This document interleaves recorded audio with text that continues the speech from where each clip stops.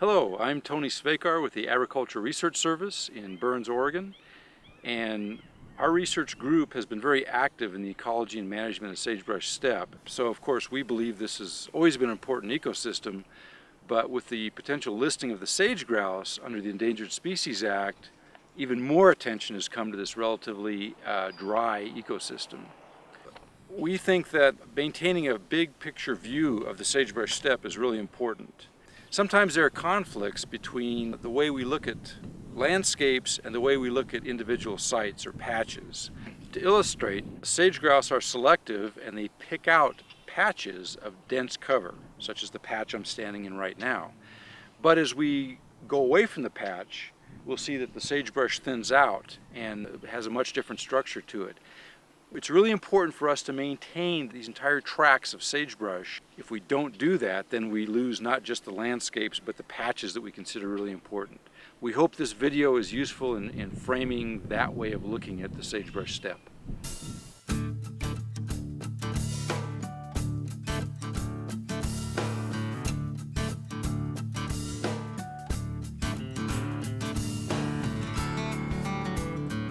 The Great Basin is a diverse and indispensable area of the western United States. Covering more than 190,000 square miles in 6 states, much of this landscape is covered in sagebrush steppe ecosystems.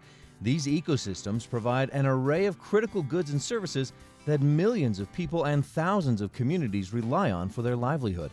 Rural economies depend on the health of these lands as a backbone to sustainable livestock production.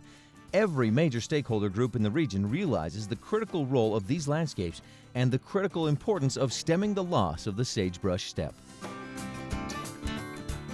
Sagebrush ecosystem is one of the largest contiguous ecosystems on the North American continent. We often think of this region as a sea of sagebrush and speak generally of its past and present ecology. But in reality, the sagebrush ecosystem has incredible biotic diversity, dramatic climate variability, and a wide range of management issues. Within the Great Basin, there's substantial and growing concern over a number of sagebrush obligate wildlife species. Greater sage grouse have become the cumulative face of these concerns, and managers and policy personnel across the western United States are feeling incredible pressure to improve habitat conditions for this species. This pressure is increased exponentially in light of a court-ordered 2015 deadline for the U.S. Fish and Wildlife Service to make a decision on whether or not to list the greater sage grouse under the auspices of the U.S. Endangered Species Act.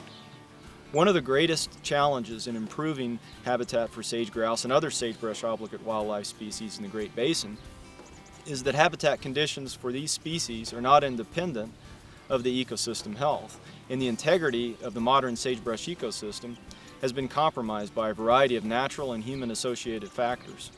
Chief among these concerns are issues related to non-native annual grass invasion and the expansion of native conifer species.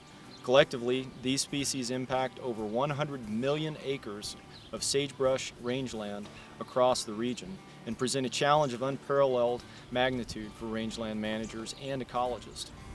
Non-native annual grasses such as cheatgrass and medusa head form a continuous bed of fine fuel which acts to greatly increase fire frequency and also the size of fires in low elevation sagebrush plant communities.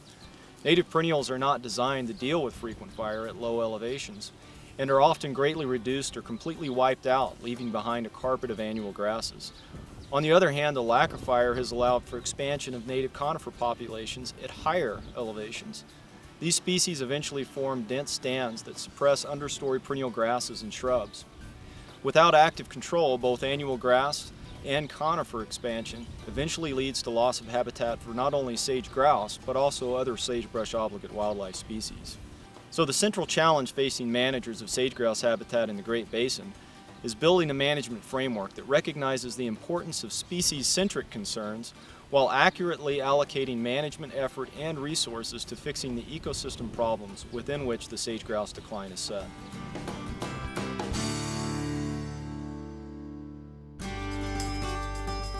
Land managers in the Great Basin face a host of challenges and threats to the health of the ecosystem, including invasion of exotic annual grasses, altered fire cycles, and juniper encroachment. A complicating factor is that fire can have dramatically different impacts on lower elevations compared to higher elevations in the sagebrush steppe ecosystem. It'll be important to address sage-grouse concerns within an ecosystem management framework. Recognizing the true ecological causes of these problems depends on understanding ecological processes in disrepair. Well, I think most would agree that if a declining sage-grouse population is primarily a symptom of a larger ecosystem problem, then addressing factors causing ecosystem decline should become the first priority in developing a sage-grouse conservation strategy. But simply saying that we should make solving ecosystem problems a conservation priority is one thing. But how do we go about doing this in a way that not only addresses the needs of the ecosystem, but also the species-specific needs of sage-grouse? Well, I think a logical first step in such a framework starts with a basic model that captures what is currently known about how the ecosystem functions. And when developing such a model, it is important to understand that vegetation not only varies across landscapes with differences in soils and climate, but vegetation also changes over time in any given spot within a landscape in response to factors such as fire, drought, and grazing. For example, at any given spot on the landscape, we could potentially have 4 different plant communities that occur in low elevation Wyoming big sagebrush rangeland. Each one is different in what plants are present and therefore how well it can meet the habitat needs of sage-grouse. Most people would describe healthy sage-grouse habitat as a plant community with an overstory of sagebrush with an understory of perennial bunch grasses and forbs, because this type of plant community has all the vegetation components necessary to meet the year-round habitat needs of sage-grouse. But sagebrush plant communities are dynamic and constantly change in response to a variety of factors.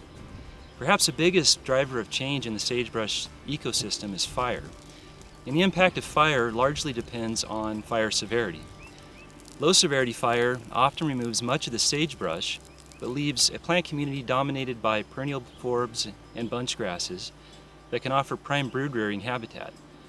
On the other hand, a buildup of fuels in more extreme conditions can often result in higher fire severity that not only takes out the sagebrush, but can also kill understory grasses and forbs. This can open the door for invasion by cheatgrass and other exotic annual grasses, often resulting in a non-habitat state as far as sage-grouse are concerned.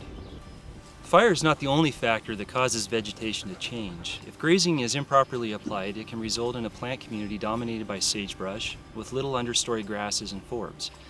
These areas can still offer important wintering habitat for sage-grouse, but are an ecological time bomb waiting to happen. A wildfire in this plant community would likely convert this site into an almost useless annual grassland. Fire, improper grazing, and invasive weeds can be threats to both the ecosystem and sage-grouse. Fortunately, we also have opportunities to intervene with conservation measures to improve the ecological status and associated habitat value of sagebrush rangeland. However, restoration of degraded areas such as exotic annual grasslands is difficult, incredibly expensive, and often fails. Therefore, the obvious conclusion is that conservation objectives must focus first on preventing plant communities from transitioning to undesirable states, and second, to apply conservation measures to move from non-habitat states to plant communities that can serve the habitat needs of sage-grouse. Once we've achieved a desired state, additional measures can be used to reduce threats that are specific to sage-grouse. But focusing on such measures in habitat that is at risk can divert attention and resources from addressing the underlying ecological issues that ultimately define the current and future habitat value to sage-grouse.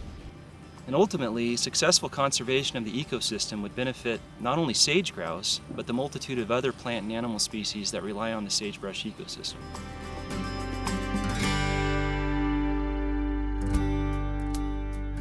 Pressures and threats to the sagebrush steppe ecosystem continue to increase. These are vast landscapes, and focusing on maintaining and enhancing the ecosystem is critical to repair ecological processes. An ecosystem management framework can benefit all the goods and services these lands supply, including habitat for sage-grouse. For more information, visit the EOARC website at oregonstate.edu/DEPT/EOARC. The site includes a searchable publications archive, contact information for the scientists who participated in this video, and more.